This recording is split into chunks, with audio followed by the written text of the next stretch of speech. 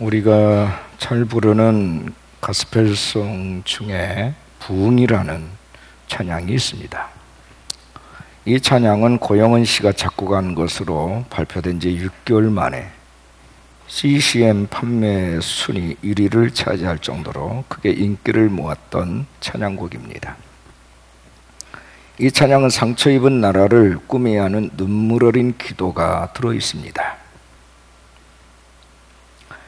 시대의 아픔과 시대의 흐름이 노래를 만든다는 이런 통설을 깨고 노래로서 시대를 변화시키고자 하는 메시지를 담았다고 그는 말하고 있습니다.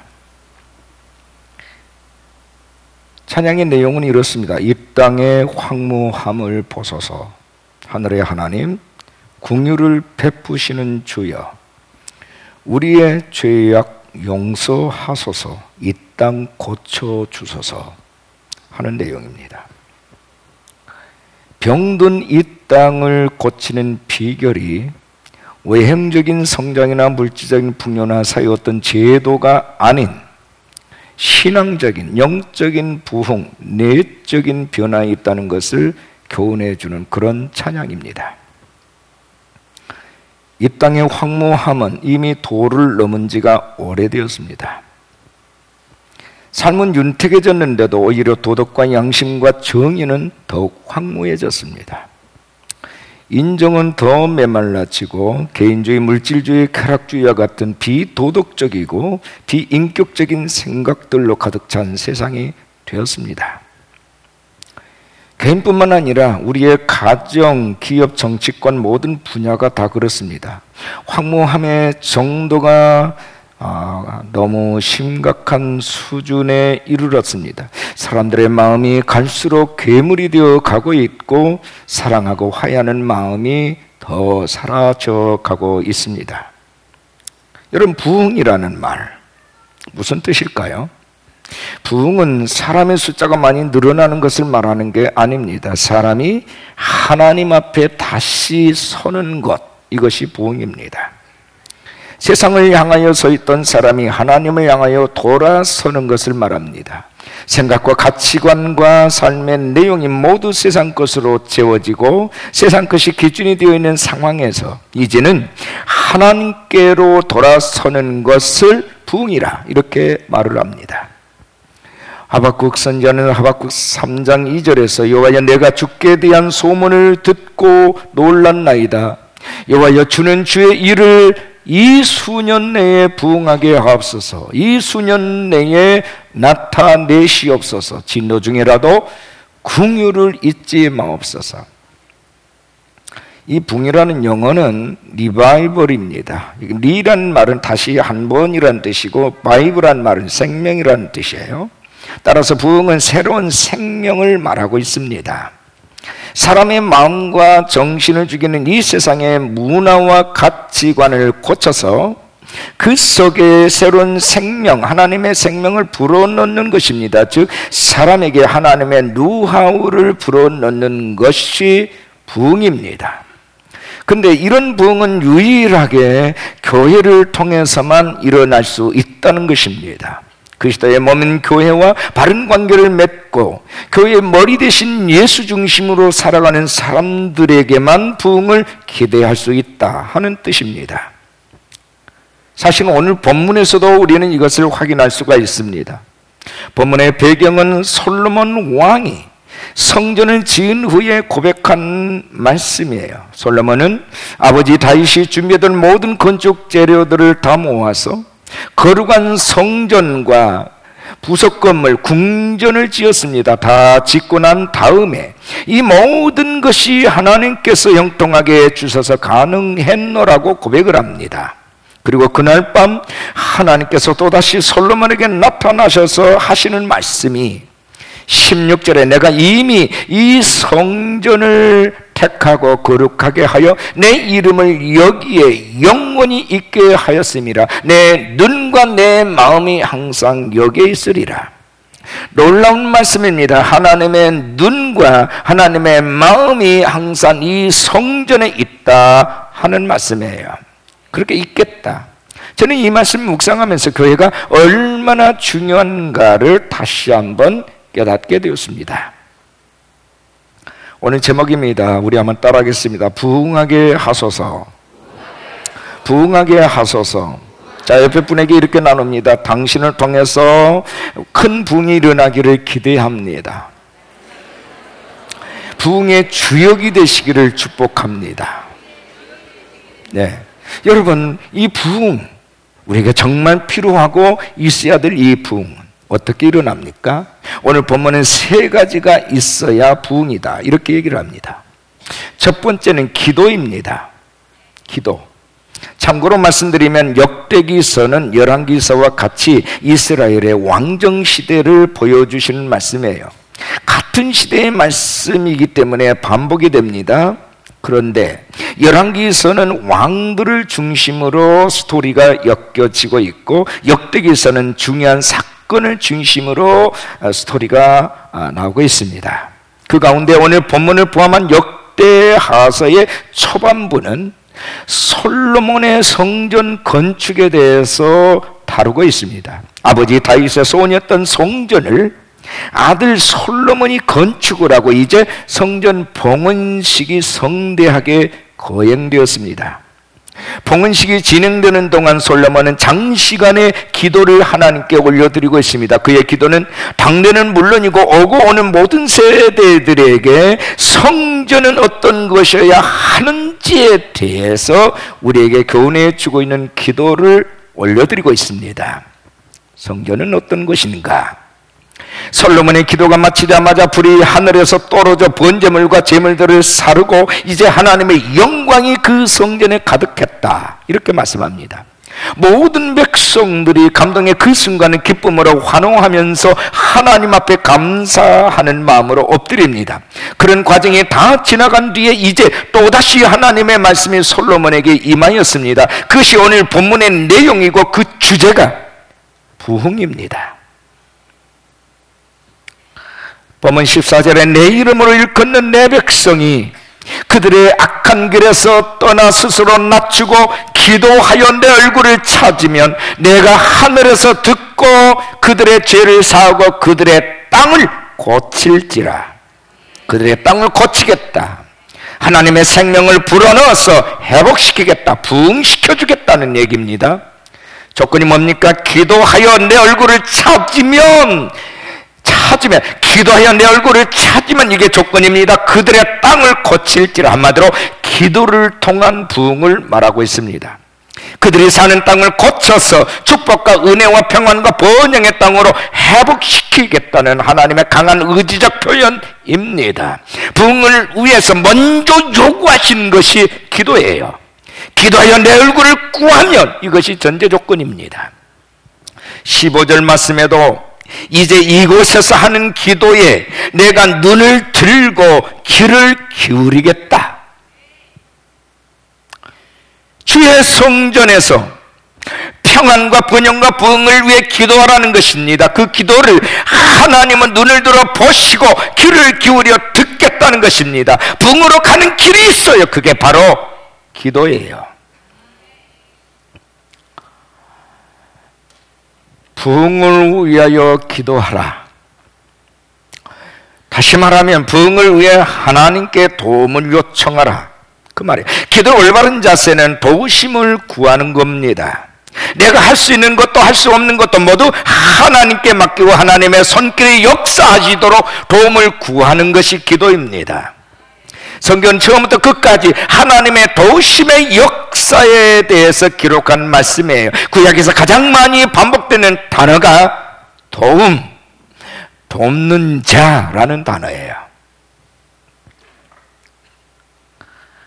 초대교회 부흥도 하나님의 도우심을 통해서 이루어졌습니다. 그 비결이 기도라고 말씀하고 있습니다. 그들이 모이기를 힘썼고 모이면 기도했습니다. 간절히 기도했고 뜨겁게 기도했고 날마다 기도했습니다. 초대교회는 모였다 하면 기도했고 기도하는 자리에 사람들이 몰려들었단 말입니다. 새 생명의 역사는 바로 이 기도의 자리에서부터 시작이 됐습니다. 사도행전 1장 14절에 여자들과 예수의 어머니 마리아와 예수의 아우들과 더불어 마음을 같이하여 오로지 기도에 힘쓰니라. 예수님의 최측근에 있는 모든 사람들이 주님의 마지막 명령, 약속하신 것을 기다리라, 예루살렘을 떠나지 말라, 그래서 약속하신 성령이 임할 때까지 오로지 그들이 모여서 한 것은 기도밖에 없었다, 그 얘기입니다. 그들의 기도로 성령이 임하셨고, 기도로 변화가 나타났고, 기도로 부흥을 경험했습니다. 주의 말씀처럼 기도 외에는 다른 이유가 나갈 수 없음을 알았기에 그들은 모이면 기도하는 일에 집중을 했고, 그것이 부흥으로 이어졌다는 얘기입니다. 8살짜리 나리가 며칠 전부터 밤마다 잠자리에 들기 전에 침대 밑에 실내화 한 짝을 던져놓곤 하는 거예요. 그거를 유심히 지켜보던 엄마가 궁금해서 물었어요. 애야, 너는 왜 그렇게 실내화 한 짝을 침대 밑에 놓는 거니? 아이가 웃으면서 대답을 합니다. 교회 학교 선생님이 말씀하셨어요.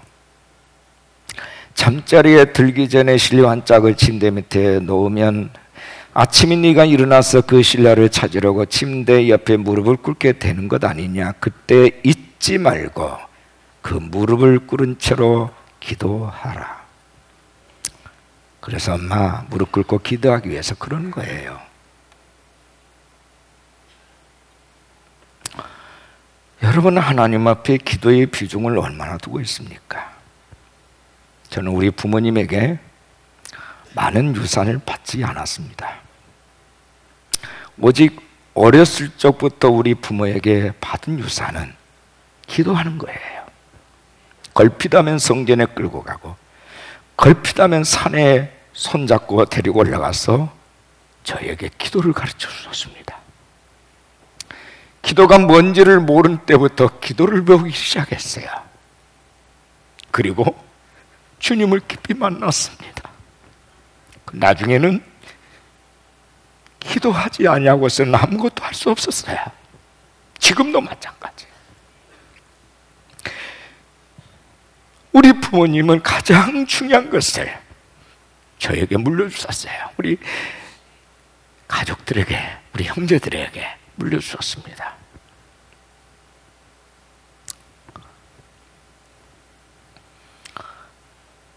저도 내 자식을 포함해서 모든 사람들에게 가장 강조한 것은 주의 전에 엎드려 기도해라. 목회자들이 목사님 목회 비결이 뭐예요? 묻는 사람들에게 저는 딱 한마디, 주의 보좌 앞에 엎드려 기도하세요.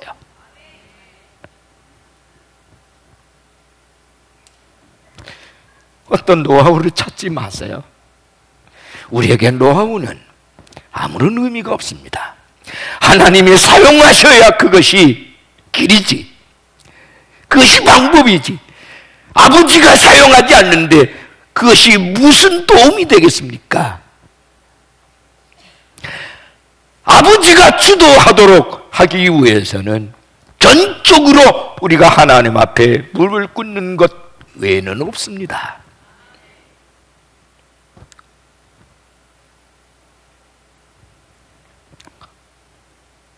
저는 꼭 그런 얘기를 해주고 있습니다. 기도 없는 부흥은 존재하지 않습니다. 두 번째는 겸손이에요. 본문 14절에 내 이름으로 일컫는 내 백성이 그들의 악한 길에서 떠나 스스로 낮추고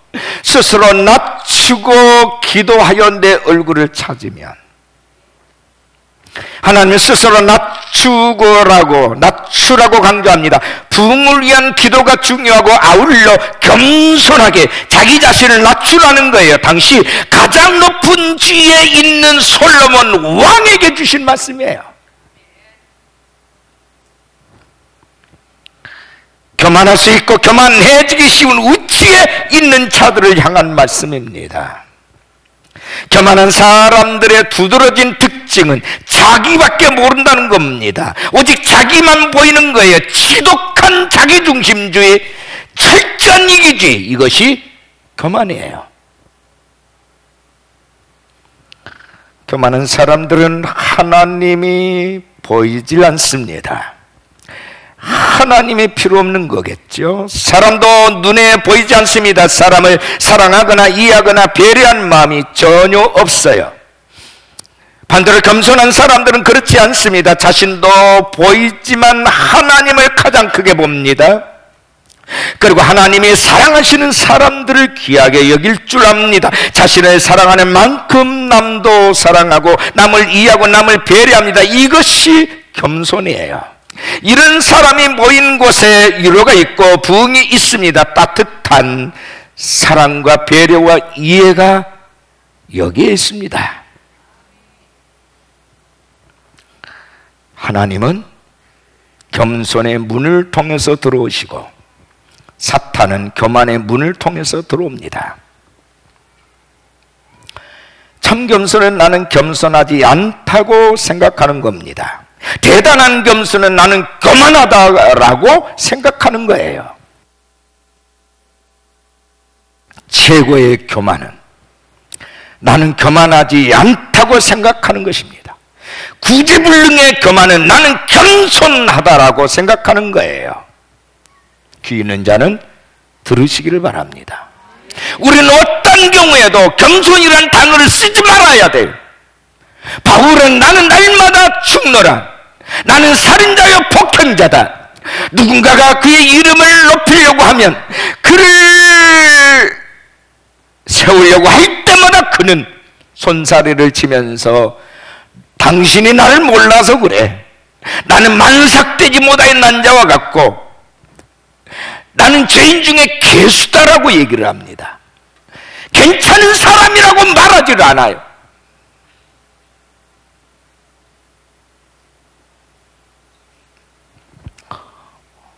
자기를 일컬어서 스스로 겸손하다라고 말한 사람은 겸손한 사람이 아니에요. 교만한 사람이에요.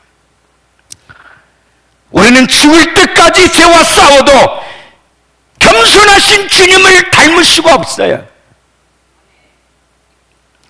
예수 그리스도 온전한 분량에 이르도록 자라가라고 말씀하셨고 주님은 명령을 하셨지만 우리는 노력을 하고 최선을 다해도 예수님과 되기에는 역부족이에요. 왜요? 죄의 본성이 우리 안에서 여전히 살아있기 때문입니다.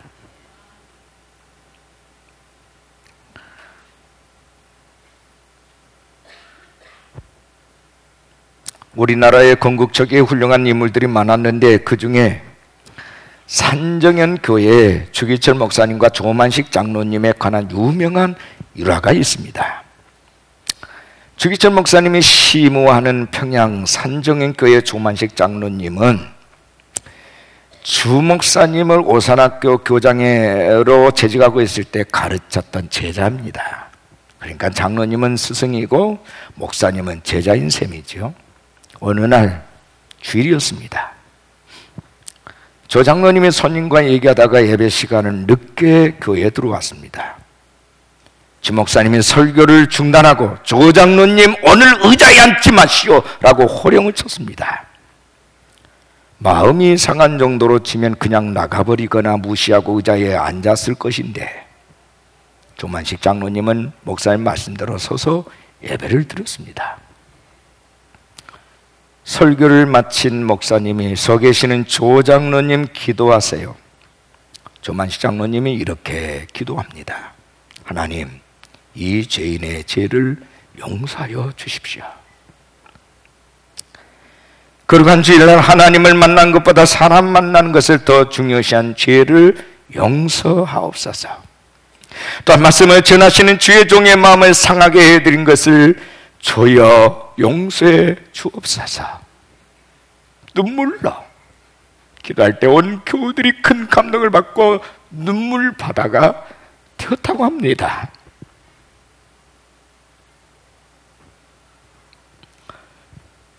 미켈란젤로가 바티칸의 요청으로 시스티나 교회에 천지 창조를 그리고 있었을 때의 일입니다.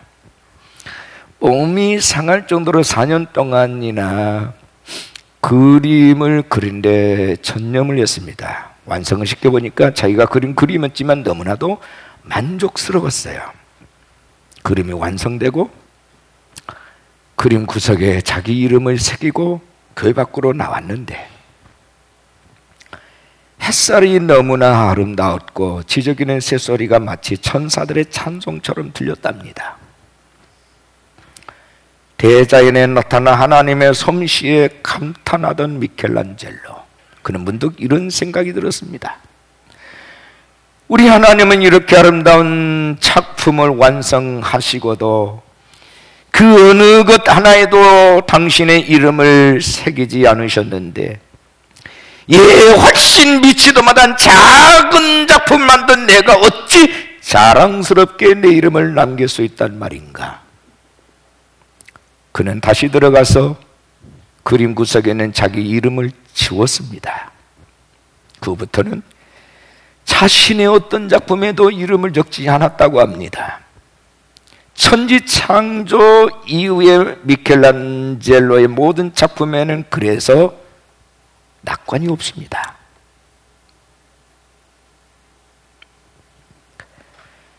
하나님의 은혜 아니고서는 아무것도 이룰 수 없습니다. 이 하나만으로도 우리가 겸손해야 될 이유는 충분하지 않습니까? 나에게 모든 능력을 주시고 모든 일을 허락하신 분이 우리 주님이신 것을 잊지 마십시다. 하나님은 교만을 가장 싫어하신다. 교만한 자를 대적하시고 그들과 싸우신다고 말씀합니다. 대신 겸손한 자에게 은혜를 천대까지 베푸신다. 진정한 부흥이 겸손에 있습니다. 자기를 낮추는 자, 자신을 남보다 더 못하게 여기는 자, 어떤 경우에도 자신의 정과 욕심을 육체와 함께 십자가에 못 박을 줄 아는 자, 커서도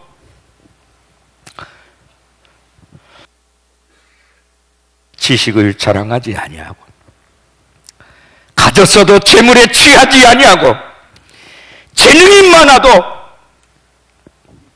그것을 감출 줄 아는 자, 하나님은 이런 자를 통해서 당신의 부흥의 역사를 써내려 가십니다.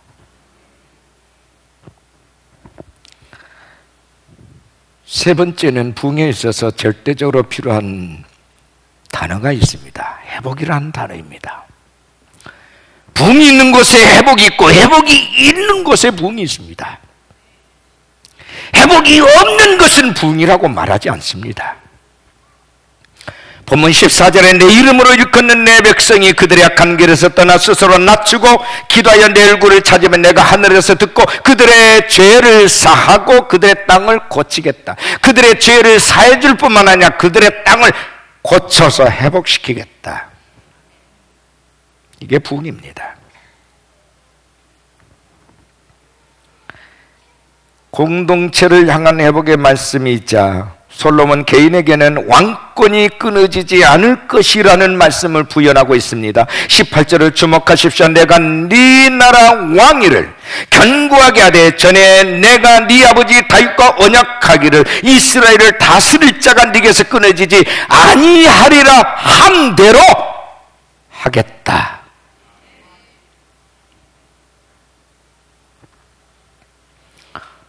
악한 길에서 떠나는 것이 전제 조건이에요. 16절에 내가 이미 이 성전을 택하고 거룩하게 하여 내 이름을 여기에 영원히 있게 하였음이라. 내 눈과 내 마음이 항상 여기에 이 성전에 있으리라. 성전은 하나님이 거하시는 거룩한 곳이기에 세상과 분명 달라야 하는 겁니다. 하나님의 눈과 마음이 여기 있습니다. 하나님은 세상에 걸려가지고 있는 사람들의 보호자를 향하여 있지 않습니다. 하나님의 눈과 마음은 세상 사람이 자랑하고 싶어하는 어떤 경제적인 어떤 재벌에 머물러 있지 않습니다. 하나님은 어디나 계시고 무소부지하신 분이시지만 하나님의 눈이 여전히 주시하고 있는 것은 성전이라고 말씀하십니다. 성전에서 하나님의 거룩한 백성들을 보시고 그 다음에 있는 그들의 환경을 다시 재창조해 가시는 부흥을 만들어내신 분이라고 말합니다. 너희가 세상에서 아무리 똑똑하고 잘난 체해도 그러나 나는 그것을 보지 않냐고, 네가 성소에서 여호와의 얼굴을 구하고 여호와를 예비하고 겸손하게 내 앞에서 낮추는 네 모습을 볼 것이며, 여기에서의 회복이 너의 삶의 도전으로 은총으로 이어질 것이다.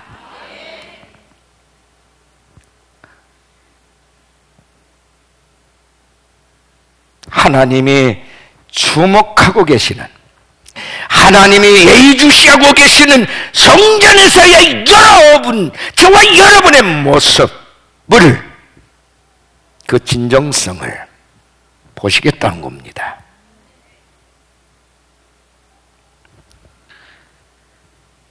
그래서 교회 생활 실패는 모든 게 실패예요.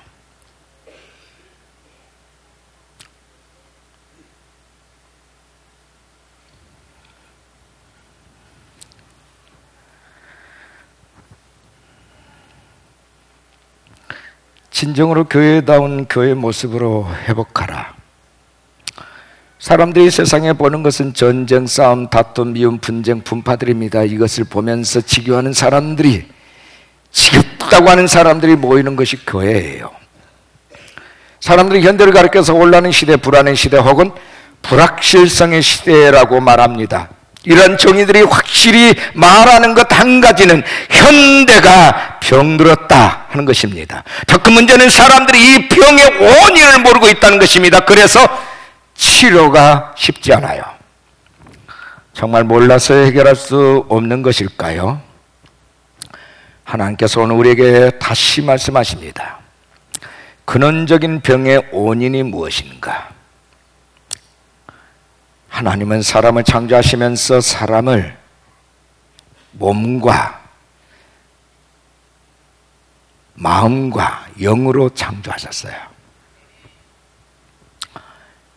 모든 게 창조의 목적하신 대로 그런 것들이 몸과 혼과 영이 잘 조화를 이룰 때, 바란스를 유지할 때 하나님은 보시기에 좋았다, 이렇게 말씀하고 있습니다.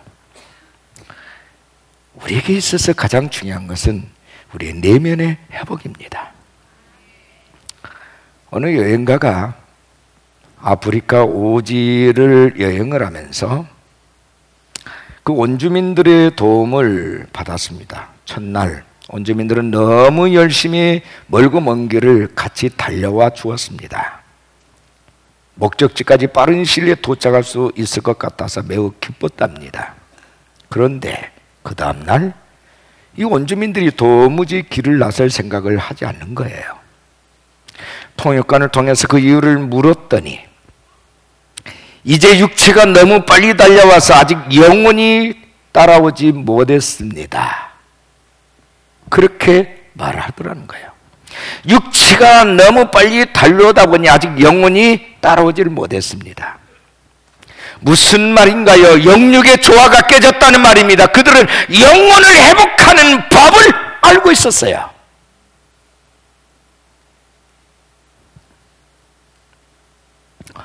저는 지난 한 주간 안식주간으로 쉬었습니다. 내 육체가 쉬니까 내 영이 살아났어요. 그동안 엄반한 수도였던 깨어졌던 조화가 다시 복원되기 시작했어요. 내 영혼이 춤을 추는 것 같아요. 아, 이래서 안식이 중요하구나. 그동안은 내 몸을 학대했어요. 영이 살면 모든 문제가 해결될 줄 알았어요. 아니요. 그래서 안식일이 있고 안식년이 있고 신년이 있는 거로구나. 저는 안식할 때마다 이걸 느껴요. 쉬는 게 필요하구나.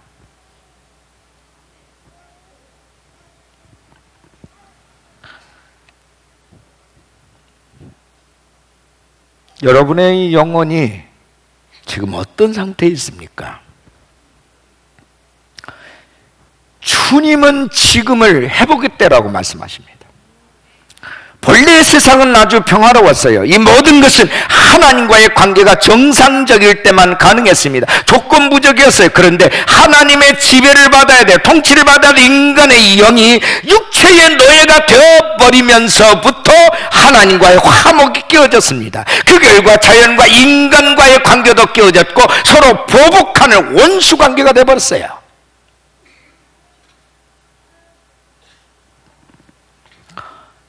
이런 병적인 현상들이 왜 일어날까요? 성경 그 근본 원인을 죄 때문이라고 말씀하고 있습니다. 인간이 하나님을 떠났기 때문이고 죄를 반복하고 회개하지 않기 때문이고 하나님의 음성을 들으면서도 그 마음을 하나님께로 돌리지 않기 때문이라고 말씀합니다. 한 걸음 더 나가서 그 죄를 정당화하기 때문이다.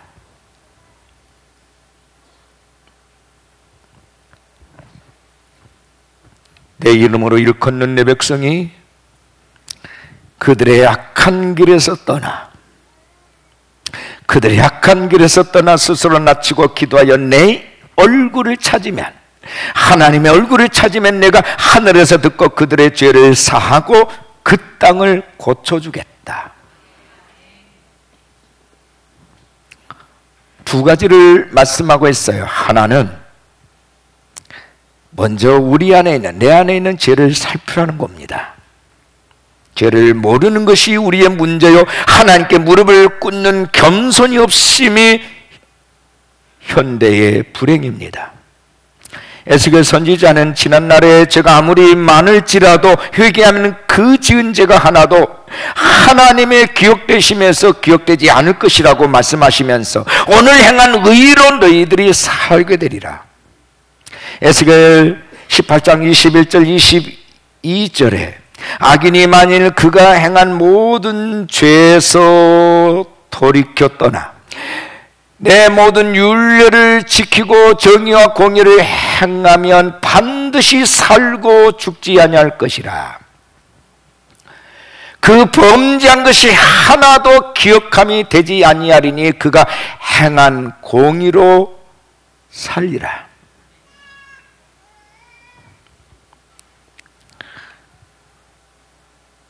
내 안에 있는 죄를 살피는 일이 먼저입니다. 두 번째는 하나님의 얼굴을 구해야 됩니다. 여러분, 얼굴이라는 히브리어 단어는요, 파남이라는 단어예요. 파남, 맞대어서다라는 뜻입니다. 맞대어서다. 나의 얼굴이 하나님의 얼굴과 맞대어서야 하는 것, 이 단어가 파남이에요. 요셉처럼 아무도 없는 곳일지라도 하나님을 의식하며 사는 것이 하나님과 맞대어 사는 것입니다. 하나님의 얼굴을 구하는 사람은 하나님의 얼굴 앞에서 한 점 부끄러움이 없이 살기를 위하여 몸부림을 칩니다. 이들은 하나님 앞에 세운 언약의 말씀들을 굳게 지킵니다. 자기의 편의에 따라 수시로 말 바꾸거나 거짓 맹세하지 않습니다. 손의 행위와 마음을 깨끗이 하여 허탄한 데 뜻을 두지 않습니다. 교회는 뭡니까? 죄를 처리하는 것이에요. 교회는 뭡니까? 회복하는 것이에요.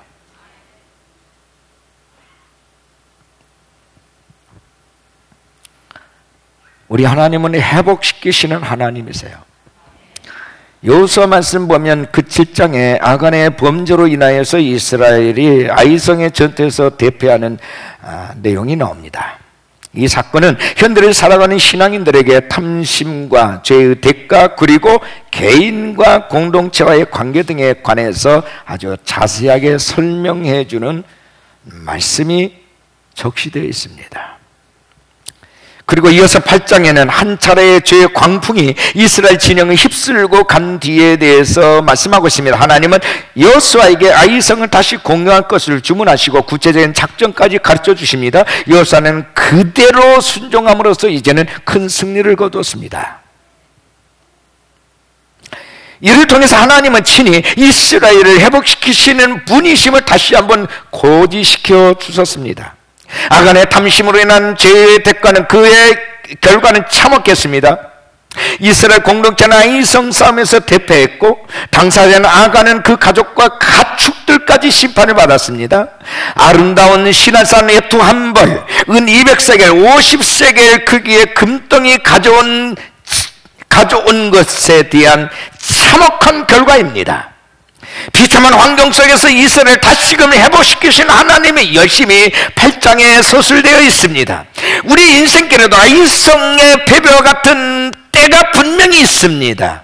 패배의 원인이 이스라엘처럼 탐심 때문인지 하나님의 시험 때문인지 알 수는 없지만 분명한 것은 우리가 패배의 시간들이 분명히 있어 왔고 지금도 있다는 겁니다. 앞으로도 있습니다. 패배의 원인이 다양한 만큼 형태 또한 다양합니다. 쉽게 고쳐지지 않는 질병일 수도 있고 사업의 실패일 수도 있습니다. 인간관계의 실패나 가정의 파탄일 수도 있어요. 그러나 기억하십시오. 우리의 패배는 그것이 끝이 아니라는 것. 반드시 하나님이 회복시켜 주신다는 사실을 결코 잊어서는 안 됩니다.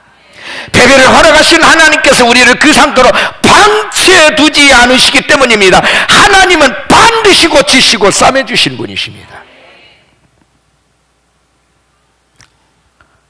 잠깐 동안 고난을 허락하시기도 하시고 패배를 허락하시기도 하시지만 하나님의 궁극적인 목적은 다시 새롭게 우리를 회복시키신 분이라는 거예요.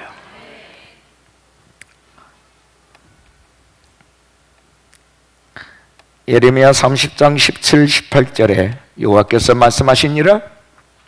그들이 쫓겨난 자라 하매 시온을 찾는 자가 없은즉 내가 너희의 상처로부터 새살이 돋게 하여 너를 고쳐주리라. 여호와께서 말씀하시니라. 보라, 내가 야곱 장막의 포로들을 돌아오게 할 것이고 그 거처들의 사랑을 베풀 것이라. 성읍은 그 벼가 된 언덕 위에 건축될 것이고 그 보루는 규정에 따라 사람이 살게 되리라. 할렐루야. 하나님은 우리 주 예수 그리스도의 보혈, 그 사랑 안에서 우리의 삶을 형통케 하시고 풍성하도록 인도하신 분이십니다. 다만 우리의 믿음을 견고하게 하기 위해서 잠깐 고난을 허락하십니다. 시련의 때, 패배의 때가 있게 하십니다.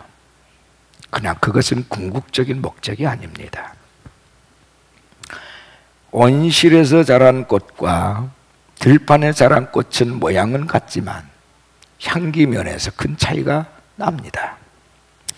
온실에서 자란 꽃은 고생을 하지 않아요. 그러나 들판에서 자란 꽃은 거센 바람과 많은 풍파와 비를 이겨내야 합니다. 그러다 보니 거칠어져요. 하지만 향기는 더욱 진합니다. 그리고 더욱 건강합니다. 우리는 오늘의 어려움에 낭망하지 말고 그 패배 속에 담겨있는 하나님의 뜻을 알고 회복의 소망을 가져야 될 줄로 믿습니다. 여호수아를 격려하시면서 두려워 말라, 놀라지 말라, 내가 너와 함께함이라, 너는 강하고 담대하라는 하나님이 바로 저와 여러분의 하나님이십니다. 지금 여러분 패배와 실패라는 좌절의 늪 속에 빠져 있으신가요?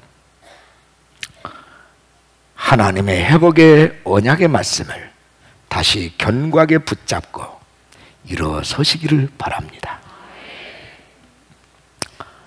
금년 한 해 이제 우리는 부흥을 꿈꾸며 다시 출발하기를 원합니다. 꿈을 이루기 위해서 모이십시오. 그리고 모이면 엎드려 기도하십시오. 스스로를 낮추고 남을 이해하고 배려하고 섬기십시다. 우리 모두가 가고 싶고 머물고 싶은 교회로 우리 보던 공동체가 회복이 돼야 될 줄로 믿습니다. 지금 내가 여기에서 그 역할을 신실하게 감당하고 있는지, 그 준비와 각오가 되어 있는지를 다시 한번 이 시간 여러분의 자신에게 자문자답하시기를 바랍니다. 그리고 하나님께서 만세전부터 계획해 놓으신 여러분을 향한 하나님의 꿈이 단 한마디도 상실되지 않고 이루어지는 축복과 영광의 자리에 오르시기를 주의 이름으로 축원합니다.